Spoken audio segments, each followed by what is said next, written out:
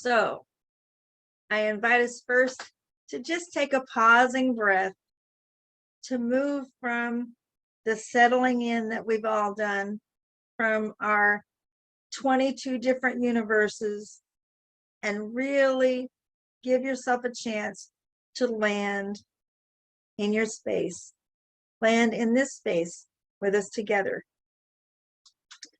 And I will begin by saying, good morning, beautiful people. Happy last Sunday in March. I am Vicki Jeter, your practitioner spiritual director for Louisville Center for Spiritual Living Teaching Chapter. And everything we have been encouraging each other within this month about cultivating authenticity will come together in culmination today. Practitioner Mitch Austin is here to challenge and inspire us in tipping our apple carts. And before I even do opening prayer, I want to just invite everybody that is here with us or within the sound of my voice to think about just even the title, Tipping Your Spiritual Apple Cart. Now, you guys will recall, I wanted to remind you as a foundation for what we're going to hear today. A few months ago, Reverend Alma Stevens was here encouraging us to color outside the lines as a measure of expanding our mental equivalence of what's possible. And so this is one of those days. Imagine taking all this courage that we've been talking about to tap into your authentic self and say to yourself throughout today, what would it be like if I just really opened up all the doors and windows and jumped outside my normal boxes and allowed myself to do my dance? What would that look and feel like? And with that, this is actually our time of opening service by setting intention, individually and together. So take a few seconds to check in and set your personal intention today. What is your intention for being here? What got you here today? And then together, we get to express also our shared intention. And our shared intention today is to support each other in this cumulative process with all the things we've been talking about, to put it into action and really take that chance in such a safe space to blow out all the stops and see where we land. And with all of that in mind and set in motion, I open this time with thank you. Thank you for the gift of this day. Thank you for the gift of life. Thank you for this gift that opens up the package of our adventures and opportunities that bring good and more good into our lives and thusly into the lives of everyone that our lives touch. I recognize the presence of Spirit right here and right now as invited, giving and receiving, and I know that everyone here is a part and parcel to what will be shared, given, and received. And I know that Spirit meets each and every one of us where we show up, and that together, this is an opportunity to express that the glory of God is the fulfillment of love. And this is a glorious moment. And so I simply say, thank you, thank you, thank you. And I release it into the law to let it be. And so it is. Amen. And so I do officially welcome each and every one of you with my whole heart to Louisville Center for Spiritual Living Teaching Chapter. Whether you're with us in person watching or whether you're watching later online, thank you for your presence in our community. You are what we are about.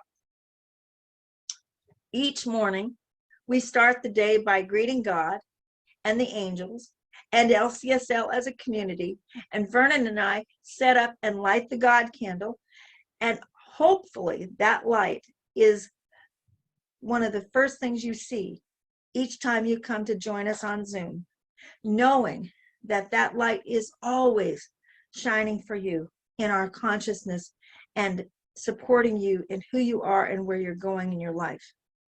And no matter what faith you've come from, no matter what path of life, no matter what you were taught to believe, know that you are welcome here, each and every one of you. And we move to our mission and vision. The mission of Louisville Center for Spiritual Living is to teach personal transformation as a virtual community, living the principles of science of mind and celebrating all paths to God. And our vision statement is thusly a world that honors and respects all people. Now, spiritual living is only as good as we can actually relate to it and apply it in our daily lives. So each week we have an application of what we believe. And this is to be shared or practiced or pondered throughout the week and possibly lends to discussions and opportunities for sharing time. So this week's application is, you might try saying this with me, any positive statement about God made with sincerity and intensity moves the subconscious level and acts as an authority. And that was actually offered by Dr. Raymond Charles Barker, who was a contemporary of Ernest Holmes. And now we move to our opening song, Change by Kai Lee.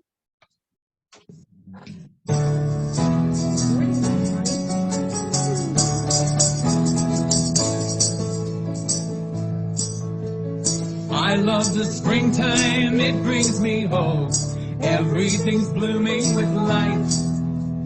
All things seem possible this time of year. Somehow it all just feels right. But just as I start to get used to the spring, summer decides to arrive. Oh, life is in motion, everything's going to change. Oh, life is in motion, everything's going to change.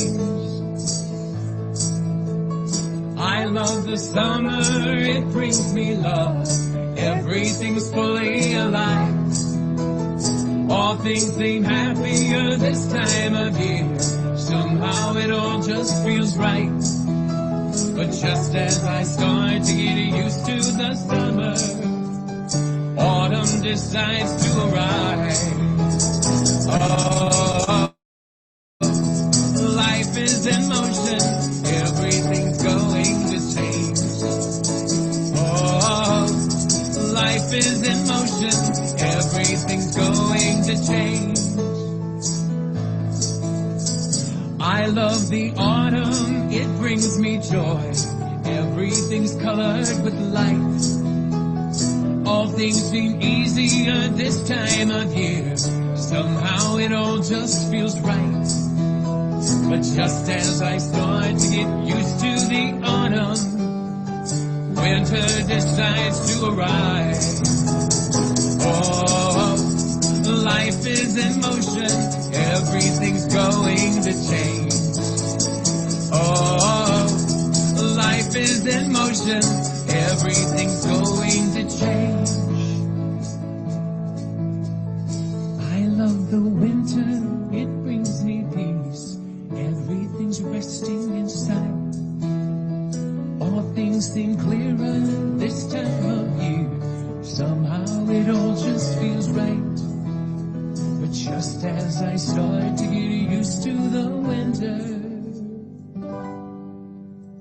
spring then decides to arrive. Oh, life is in motion, everything's going to change. Oh, life is in motion, everything's going to change. Oh, life is in motion, everything's going to change. Oh, life is in motion, everything's going to, everything's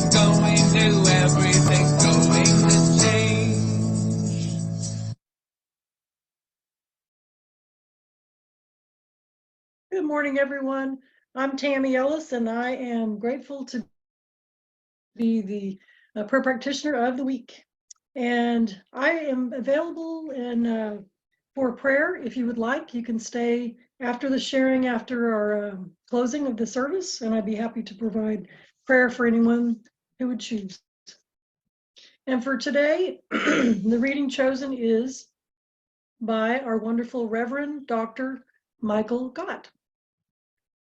This is out of the monthly Guide for Spiritual Living, and it's called It's Good to Be Different. I grew up in a conformist culture and religion and family system. While my immediate family celebrated my differences in terms of talent and success, anything about me that was outside of the cultural norms or religious rules was shamed. At a very young age, I figured out it wasn't okay for boys to play with dolls or do other girl things. So I conformed, or I tried to. I was never athletic or a hunter or fisherman like my dad and brothers. But I could hide behind my success in academics and music. In my preteen years, when I became aware that I was gay, I hid behind my religion, becoming zealous and rule bound. I just knew if people found out who I was, my life would be over. At 19, I could no longer keep up the facade, and I came out to my fundamentalist Christian family. While it wasn't easy, I was not shunned or cast out. As a matter of fact, my Oklahoma fundamentalist, blue collar dad put his arms around me and said, "I will always be your daddy, and you can always come home." This was a gift like none other I've ever received. The journey to knowing and expressing my wholeness has been long, often difficult, and tremendously fulfilling. The thing that made me so different that I was sure would guarantee a life of misery was the very doorway into freedom, belonging, and authentic self-expression. Where are you hiding behind a mask of what you assume others need you to be? Consider embracing your authentic differences and see what happens. And now, as we move into the meditation, I invite you just to allow your body to relax even further. If you want to just notice any part of your body that may have some tension, or sometimes we just hold our jaw or our shoulders just so. Just with each breath in, allowing your body to relax, your mind, your heart. And you can make these affirmations, these words, your own if you so choose.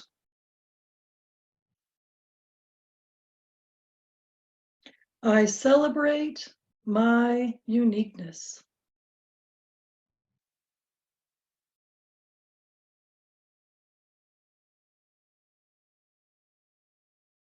I am an irreplaceable, unrepeatable expression of light and love.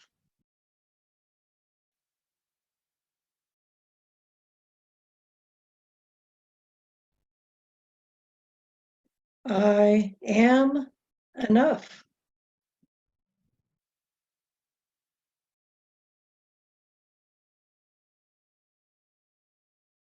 I trust that my expression is beautiful, necessary, and helpful to humanity.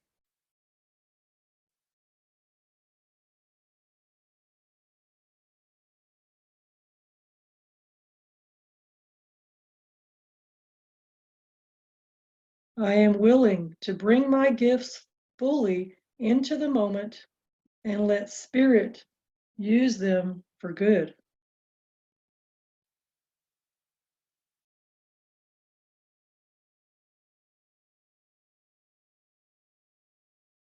And so it is.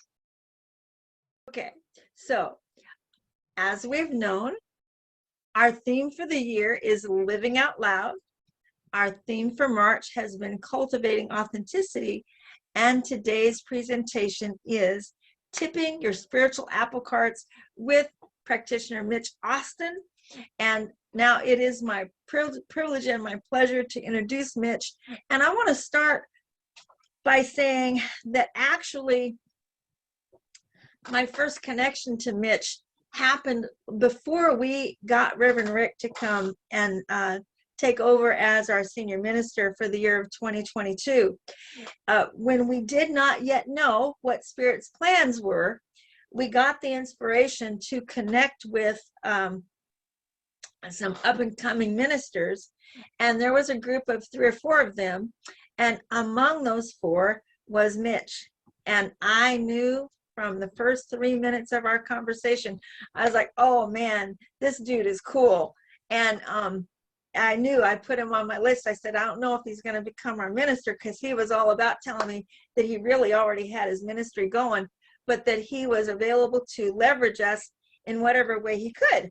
So I put him on my list, and here we go. And now I'm just going to share with you some of the bio that Mitch sent us. He was raised in Science of Mind teachings. He is presently an Emerson Theological Institute ministerial student. And as you know, Emerson was a huge backdrop for Ernest Holmes. And so really, it sounds different, but they also accept practitioners as a foundation through CSL for becoming an Emerson minister. And so he was telling me this morning that he'll be completing that in October, which is awesome. He's been a licensed practitioner for 10 years, and he is currently serving at the Amani Center as on their ministerial council. The Amani Center is out in California and is part of a whole new alliance of New Thought churches, which is awesome, because it's not something, it's not, you have to be with them and not with other people, but it's just another way, another accumulation of centers. And let's see, he's also served in the Kansas area in the past, and he is the creator of the popular workshop, Taming Your Inner Critic. We haven't talked about that yet, but it could happen. And the transformative Rise and Speak experience, which he recently has created a business to take this speaking and teaching to a whole new level. And let's see, he's going to call that Speak, Teach, and Inspire, or maybe already does, not sure about that. And this is just all his passion, and I am going to just simply turn it over now to you, Mitch. Can't wait to hear what you're going to say. It's all yours. Well, thank you, Vicki. Thank you for that introduction. And thank you for inviting me to support this community. You people are wonderful. I do online talks quite a bit, and the energy when you were coming on and how everybody was greeting each other, I feel uplifted, and I'm so excited to be here with you today. And I'm so grateful to Vicki too. You know, sometimes people say, yeah, I'll get back to you, or I'll keep you in mind. You never hear from him again. Not Vicki. She keeps her word. So she is a definite gift, and I am so grateful to you. And I love your passion. Isn't her passion amazing? It lights me on fire. I was lit up before the service even began when we were speaking. So I am on this ministerial journey. And I'm told that it's a minister's job to comfort the afflicted and to afflict the comfortable. So we're going to do a little bit of that today.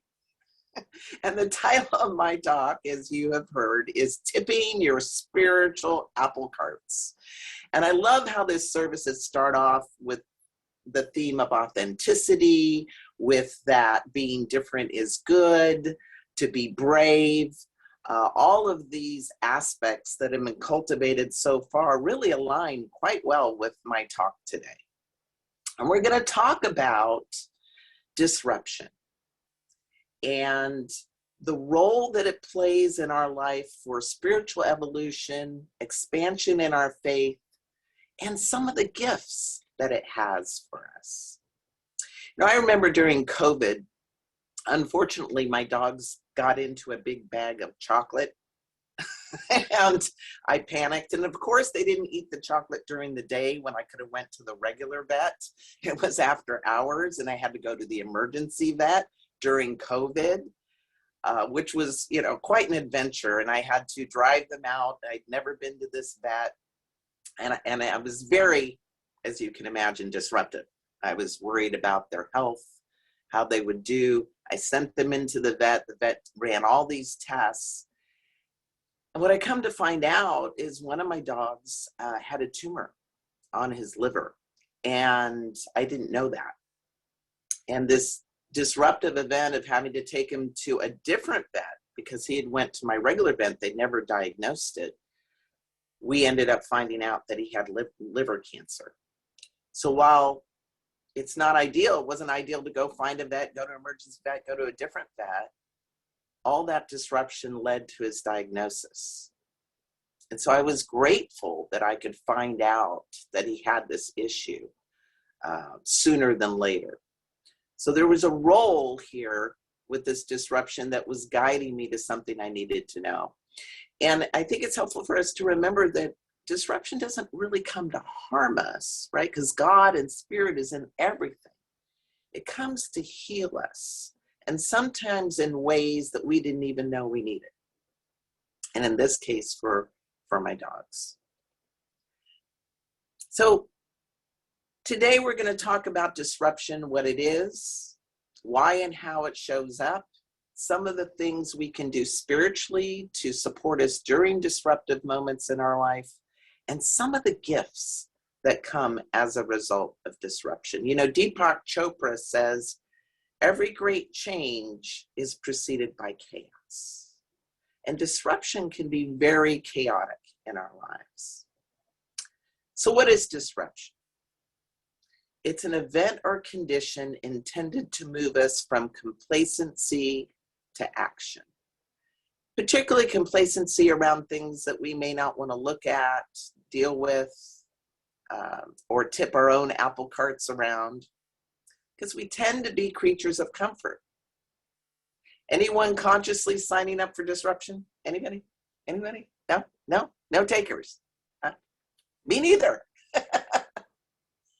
But there is a time and place to do it. Reverend Dr. Michael Bernard Beckwith says, we are pushed by pain until we are pulled by vision. We are pushed by pain until we're pulled by vision. And you know what? Spirit knows this. God knows this. God knows how to use all things, all tools for the greater good of our own expansion, even when we're not signing up for it. I love what Clayton Christensen says of Harvard Business School about disruption. He says, disruption displaces the status quo, or what is, and it produces something new and more efficient and worthwhile. It is at once destructive and creative. Disruption is destructive and creative. Ernest Holmes' perspective on this is, life will give you the experiences needed for the evolution of your consciousness. And I believe that one of those experiences can show up as something that's, quite disruptive. So how does it show up? How does disruption show up in our lives? Well, it can show up as a pandemic, as we know very well in the last few years, but it can also show up as endings, beginnings, shifts in relationship, innovation. Anyone remember when the iPhone had a button and then the button went away? That was pretty disruptive. I couldn't figure out how to navigate my phone. I wasn't happy about that. And sometimes disruption can show up as awakening, a crisis of consciousness, something new we discover that makes us change our whole paradigm of life. And then other times, disruption can show up as conflict. And what I've noticed in spiritual community, we don't like conflict. You know why we don't like conflict? Because we like peace and harmony. That's what we're about. But there is a time to disrupt the peace so that we can make the shift and the changes that need to happen. You know, I love what Cheryl Richardson says. If you avoid conflict to keep the peace, you start a war inside yourself. And I believe there are ways for us to have difficult conversations that are loving, that are constructive, and that are safe for everyone involved. So let's talk about some of the gifts that come with disruption. You know, I noticed during the pandemic, even though we're still on the tail end of it, at the beginning part, the first year, there was a lot of gifts that came out of that. We started to pay attention to our health on a whole different level. The wildlife started to recover. The sea turtles in Florida had the best year ever. They were coming back. Flora was coming back. All kinds of nature, elements of nature were being restored because so many people weren't out there affecting the environment. Greenhouse gases went down during the pandemic. People were starting to eat at home and have a relationship with food. People were working from home and being with their families more and connecting more. And we were waking up to our oneness. We were becoming very intimate with how what I do affects you, right?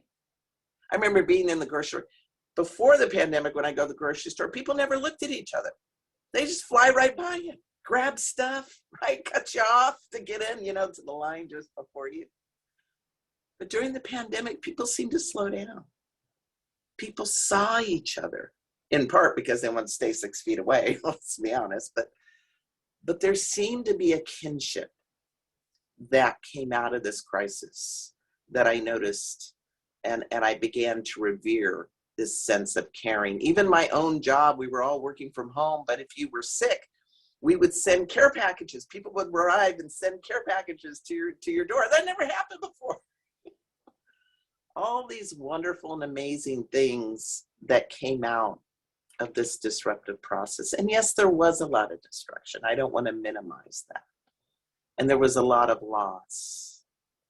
But there also were a lot of gifts that have come as well. And we all got to learn Zoom really quickly. And now it's opened up the door for beautiful communities like this to thrive. Multiple countries are learning now through CSL Louisville. Multiple states, people from all over, and you feel like one now. You're coming together and getting to know each other, and all of this out of this disruption. There are basically two paths to disruption, how it comes into our life. Either we're responding to something that has shifted or changed, like a pandemic, an ending of a job or a relationship, something that's kind of happened seemingly to us, although we know that life is always happening for us, or we're bringing forth the disruption. And I'd like to share with you a little personal story where, well, both happened for me. How I navigated it and the unexpected gifts that resulted. So to start off my story, I need to share a little bit of a, well, interesting and somewhat disruptive fact about myself to some people. And that is that I am a transgender man. And what that means is I was born into a female body and I transitioned my gender expression to man. So I would be known what's called a female to male transgender man. And don't worry about the terms, there's not going to be a quiz. And if you end up using the wrong pronouns, I won't judge you. We're all on this journey together.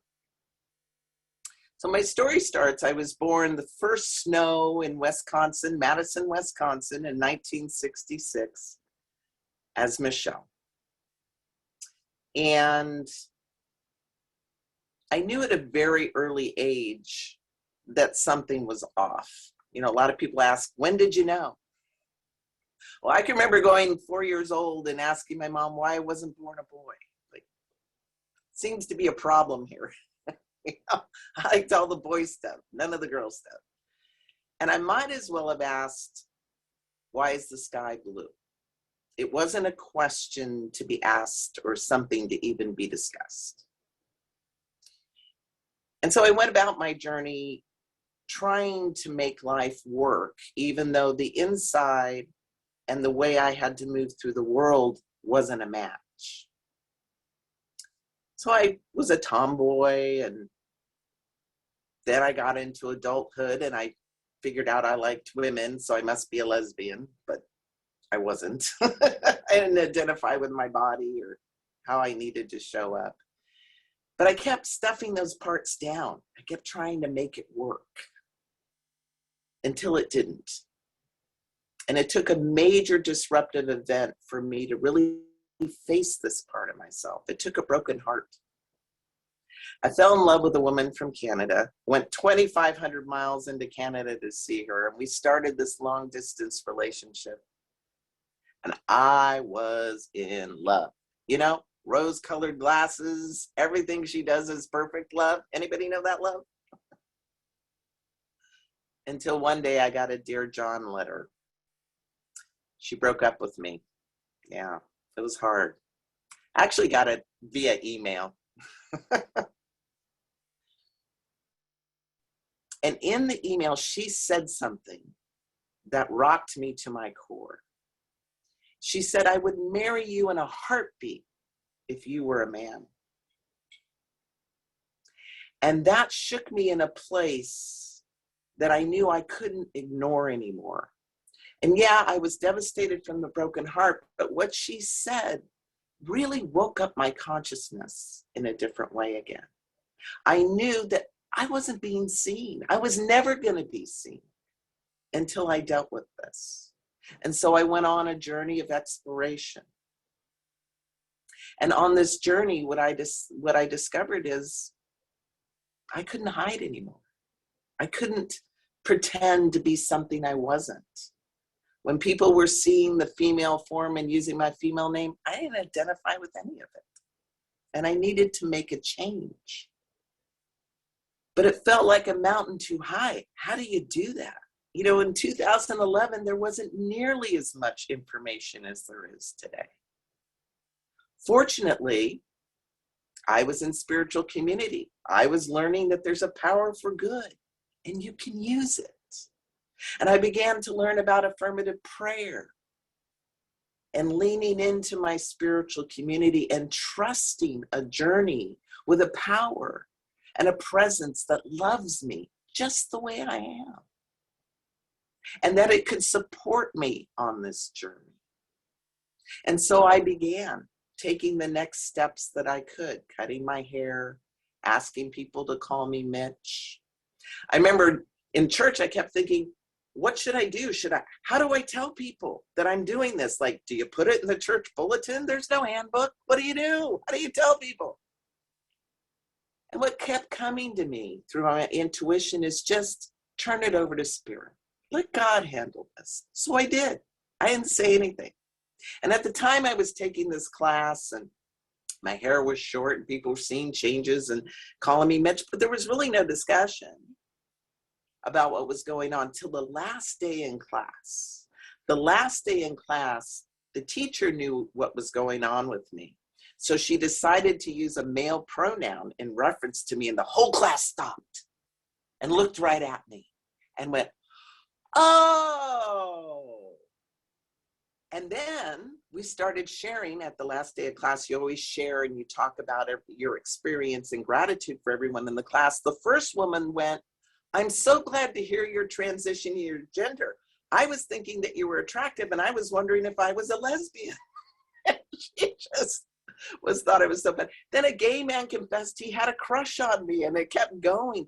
The kind of love that poured out through this organic process of trusting the divine and the people around me was the most beautiful and affirming experience, even better than I could have ever imagined, because I allowed this partnership with the divine to support me through us, because we are the hands and the feet and the heart of the divine. Yes, God can only do for us what God can do through us individually and collectively. So I began to experience a lot of gratitude for this experience, and it began to give me more faith that I could do this journey. And spiritual community, that's a place of love, that's a place of acceptance, that's a place of support. But I had to deal with my work. Not so much, at least I thought. And I had a very public job. I worked at the city council. I was leading a commission, very public, very public. And yet I had to tell everybody, my boss, my coworkers, the people that I worked with, I had to pull them in one by one. And each one of them said at the end, who's gonna tell Julie? And you gotta understand, Julie, some little old school teacher, she had very old-fashioned values. She was very against gay marriage. Like, I always imagined they drew straws in the back room about who was gonna tell her that I was transitioning from a female to male. And I was worried because I really liked Julie. We had a good work relationship. I didn't want this to come between us. But I remember where I was standing when I found out that Julie knew. I was at the front counter talking to one of my coworkers, and all of a sudden I hear tap, tap, tap, tap, tap. And I turn to look, and it's Julie. She's running down the hallway. Her arms are wide open. She throws them around me and she says, I'm so happy for you. I was in shock. Julie could accept me just the way I am and be happy for me. I never imagined that that could happen. Now, I'm not going to tell you that everybody was like Julie. There were some people that struggled. And I don't judge anyone for struggling with this. It's a lot to take in. Might be a lot for some of you right now. But what I do know is finding the courage and taking the journey and using my spiritual tools truly did take me to higher ground. Not everyone had the good experience that I did in transitioning. And I feel deeply grateful for this practice, this teaching, and for all the gifts that came out of this major disruptive process. You might think that the gift is, yeah, Mitch, you get to live authentically now. You get to live as yourself, and it is a gift. I wouldn't be doing this work if I hadn't transitioned. I wouldn't be able to tell people to live authentically and not live authentically myself. But you know what the real gift for me was? Is that I know I can trust people on a level I never imagined was possible before this change. See, I was a very untrusting person, very private, kept everything pulled in because I was afraid of being judged. Anyone afraid of being judged? Anybody? Yeah, if you have one of these, a human suit, a body, you probably have that. And mine was in spades. But after this transition, I've learned that there's a goodness that calls forth in people. That divine spark lives in all of us, and it gives me hope, not only for my journey, but for all of us, for the world, that we can pull together around difficult subjects and things that are hard to talk about with love, with grace, and with support. And it was this disruptive process that changed my life. So here's what I know about disruption. It doesn't come to harm us. It comes to heal us, sometimes in the most deep and intimate ways that nothing else could. Disruption heals us, it can heal your family, it can heal the world. So if you're avoiding disruption, I want you to entertain that you might be delaying your healing. And disruption has a voice, you know?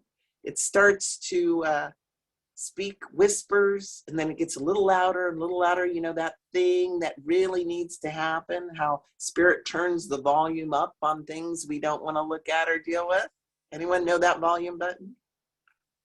Oprah says, Spirit throws pebbles at the window. I had pebbles for years.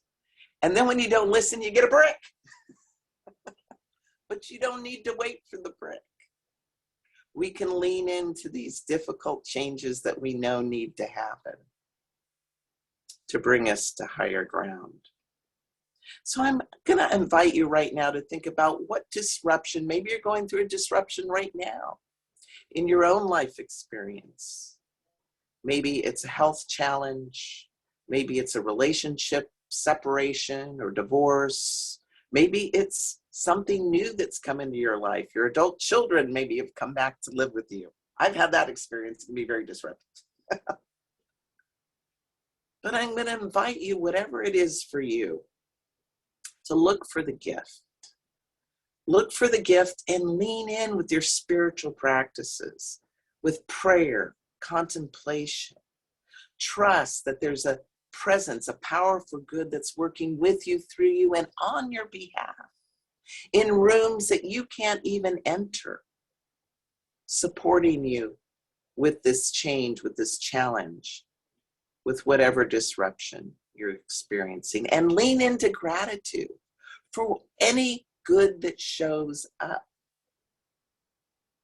And then trust community, the power of community, this beautiful community with its practitioners and ministers to support you, because we are better together. We're stronger, we're more courageous, we're even healthier when we come into community together. Don't isolate. I've noticed as metaphysicians, when we have struggle, when we have disruption, we tend to hide. We don't like to show people that we need support or help sometimes. We tend to be very self-sufficient metaphysicians. But we did come here for each other, and we can trust our community to support us, even when we're not our bright, shiny selves. That's the best time to show up. I'd like to close with a little wisdom from Muji. I think that's how you say his name. He says, "You are human and divine. Your human troubles help you discover your divine nature." Your human troubles help you discover your divine nature. And that, I think, is a huge gift for all of us on this journey. And before I close with prayer, what I do want to offer is you're welcome to share my story if it helps anybody who's struggling around this issue. You're also welcome to reach out to Vicki and get my contact information if I can support anybody around this subject, whether you have family members that are transitioning their gender expression or you have questions or concerns. I am happy to be a support to you or anyone that you know. I think the worst thing is to struggle with this issue and not have any support or anyone to talk to. And so I always offer myself as a resource to you.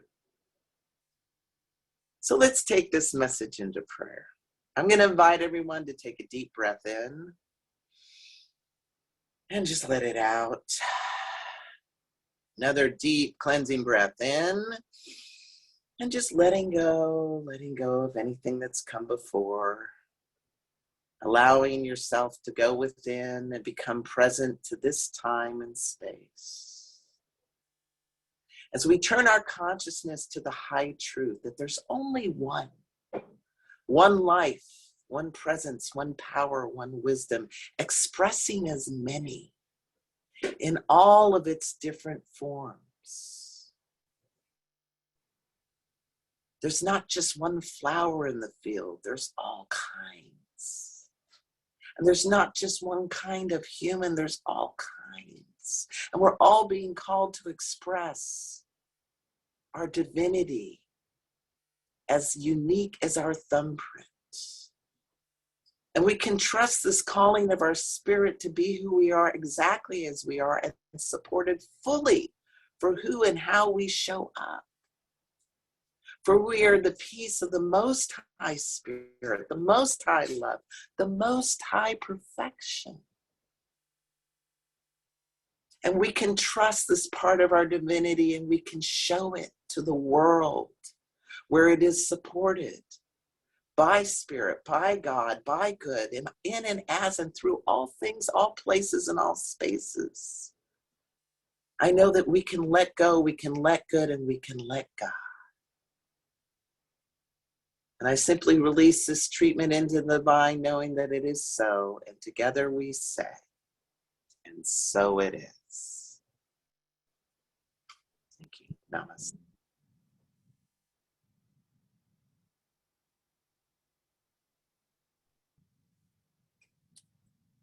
Wow, Mitch, thank you so much for such a beautiful, amazing, authentic transformation. Thank you for sharing your story that helped me so much and inspired me.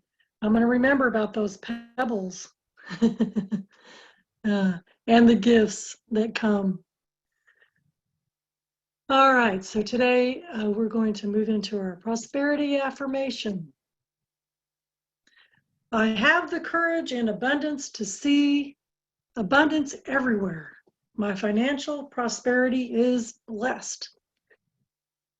And if you'll all please say it with me. I have the courage and confidence to see my abundance everywhere.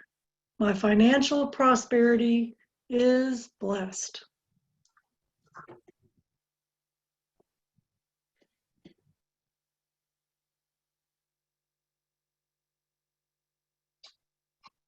And now, we just want to thank you for all your time, talents, and prosperity that you share with the center that keeps us thriving.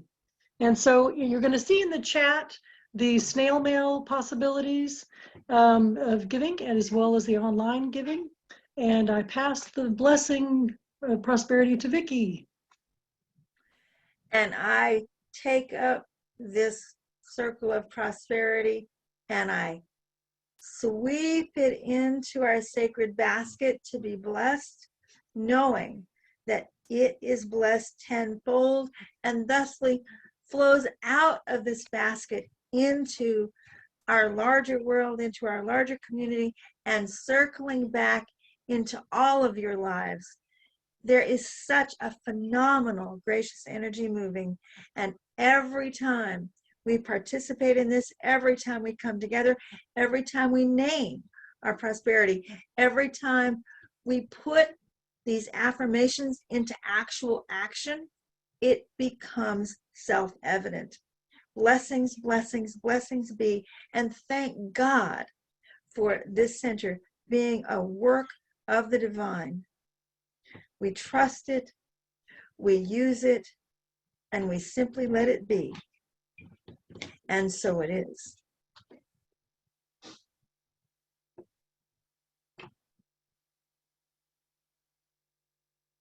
And now for our announcements today. You're very welcome to join us for the Zoom board meeting, and that's going to be on Monday, March 27th at 5 p.m. Eastern Standard Time with this same Zoom link. Which is actually tomorrow night.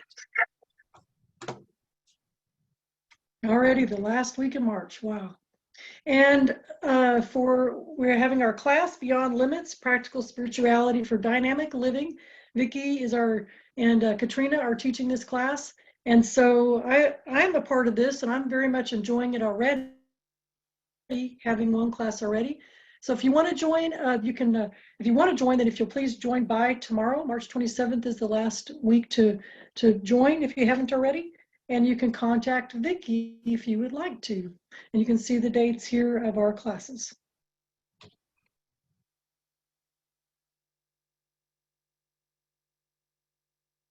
You're also welcome, anyone's welcome to join our Wednesdays, Wistful Wisdom. I like that. I like all the W's in there. It'd be hard to say that 10 times fast. And that's at 11 a.m. every Wednesday, Eastern Standard Time. It's a social hour, and just to come and share what's on your mind, past, present, and whatever's on your mind.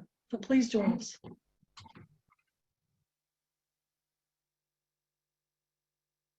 And this week will be, wow, April 1st, April Fool's Day. That'll be the first Saturday visioning that Vicki will do. And that's not on Zoom. Just please note that's on Telebridge there with the phone numbers, the phone number and the code. And that's at 10 a.m. Eastern Standard Time.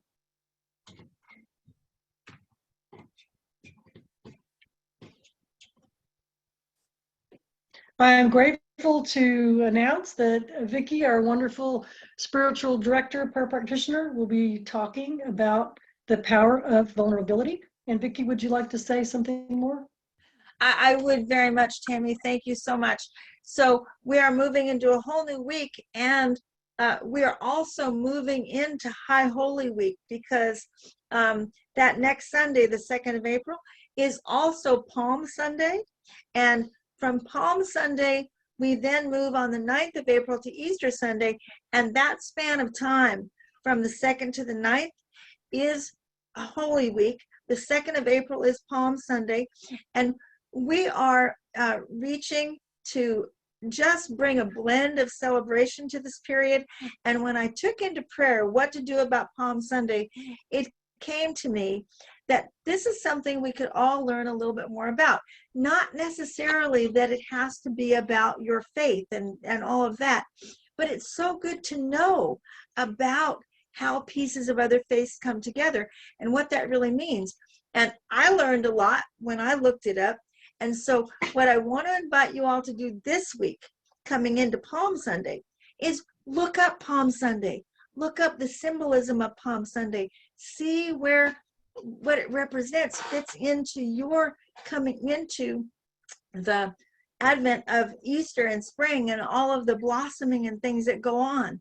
And what we're going to do is, for Palm Sunday, I'm inviting you all to find a symbol or a word or whatever it is that comes to you if you take a look into what Palm Sunday is, and bring it next Sunday, just to augment the whole acknowledgement that we're coming into a very sacred time around the world.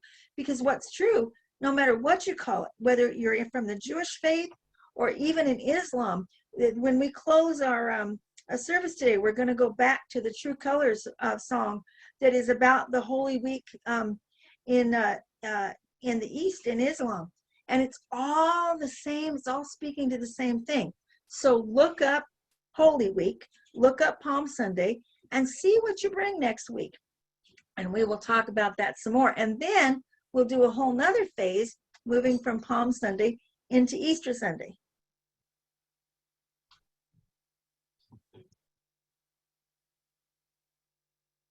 And so our center would like to send you a fun, happy Easter, happy spring gift to arrive via snail mail to you. If you would like to be a part of this and receive a colorful little egg with some wonderful affirmations, then please put your snail mail in the chat today. Or if you would like, I'm going to put my phone number and my email in the chat. You can reach out to me or to Vicki and let us know your snail mail if you would like to be a part of that.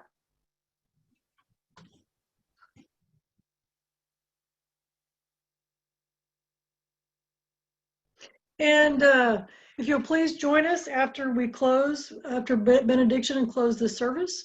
If you'll please stay for sharing time, we would love to talk with you.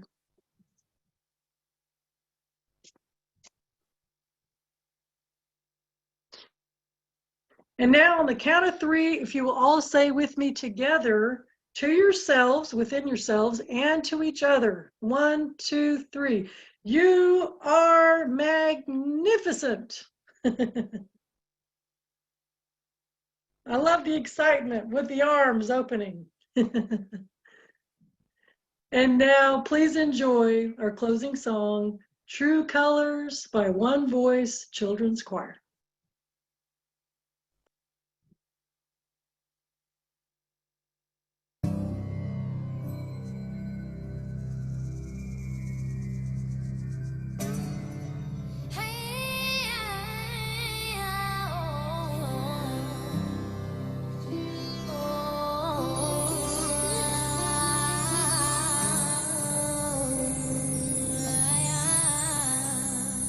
True colors.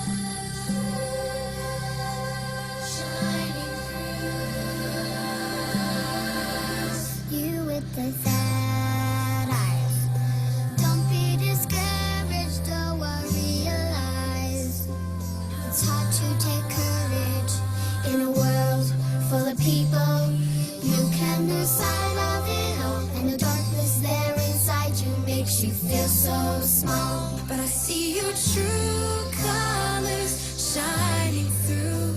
I see your true colors, and that's why I love you. So don't be afraid to let them show your true colors. True colors are beautiful like a rainbow.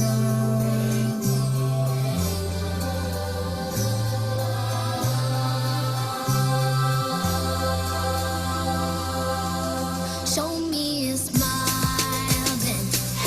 Don't be unhappy, can't remember when I last saw you laughing.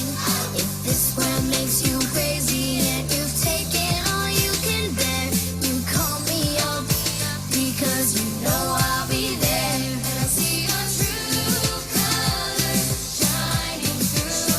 I see your true colors, and that's why I love you. So don't be afraid to let them show your true colors. True colors are beautiful like a rainbow.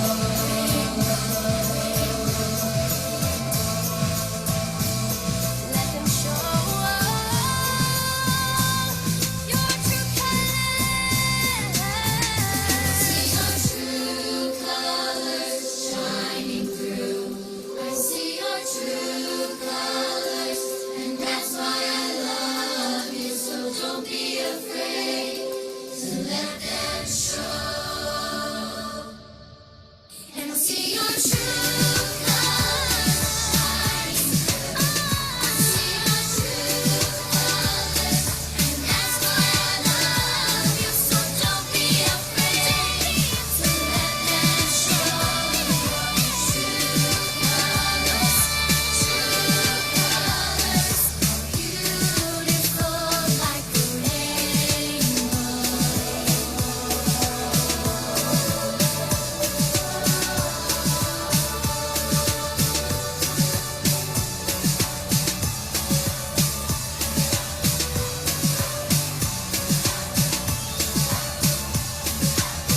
I see your true colors.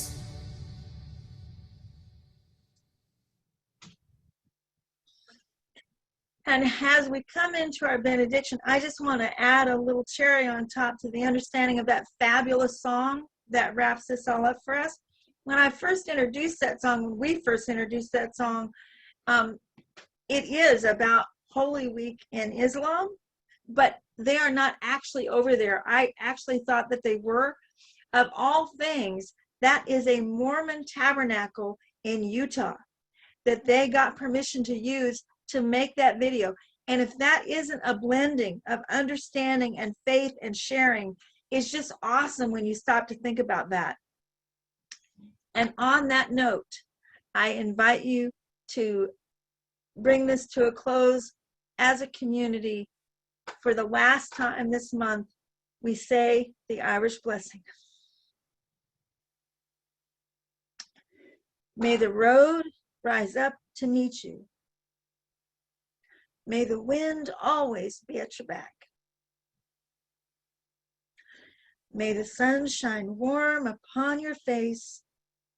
May the rain fall softly on your fields. And until we meet again,